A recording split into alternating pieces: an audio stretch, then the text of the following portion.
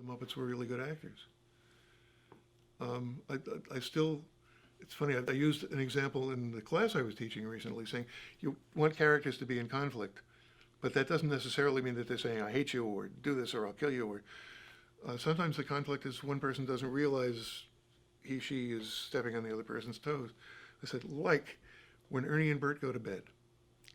Because I used to love those, and we did many, many of them.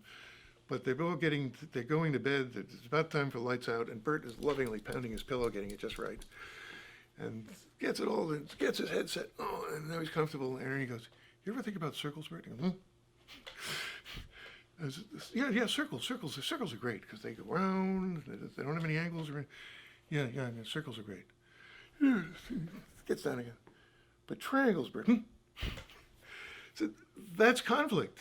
One guy keeps waking the other just when he's at that moment to the sleep he can't wait for. And it's very funny. But it is conflict. It's pretty easy to resolve. He could just say, will you shut up? But we didn't write it that way. And I haven't seen actors handle a scene like that any better than that was Jim Henson and Frank Oz doing those. Yeah. Did you have any favorite Muppets to write for?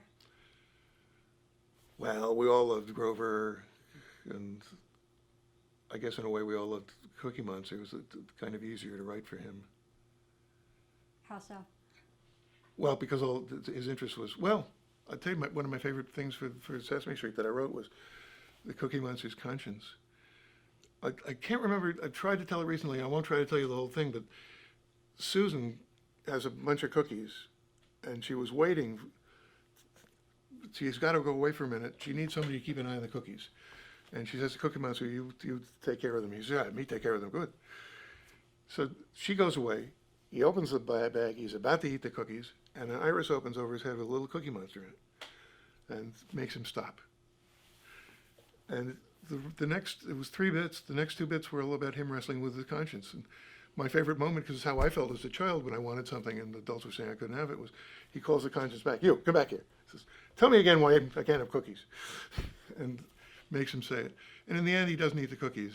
And it turns out, oh, I know what, I left out a step. Susan gave the cookies to Big Bird. She went away. Big Bird couldn't stay. He gave the cookies to the Cookie Monster. So Susan comes back, and the cookies, now the person whose cookies they are has come back. He didn't eat them. And he says, take them, do whatever you want. She says, they're for you. So he gets rewarded.